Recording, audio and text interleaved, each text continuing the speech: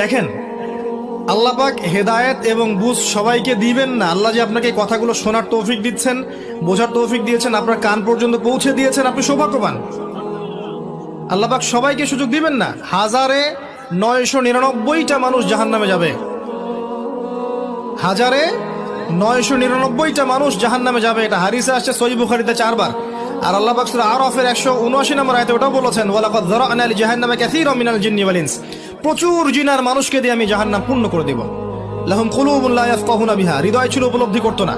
ওয়া লাহুম আযানুন লা ইয়াসমাউনা বিহা, কান ছিল শুনতো না।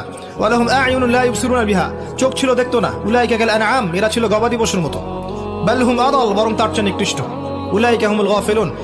একই ক্যালকুলেশন, 1999 জন মানুষ জাহান্নামে যাচ্ছে। তো আপনি সৌভাগ্যবান, কারণ এই কথাগুলো আপনার পর্যন্ত পৌঁছেছে।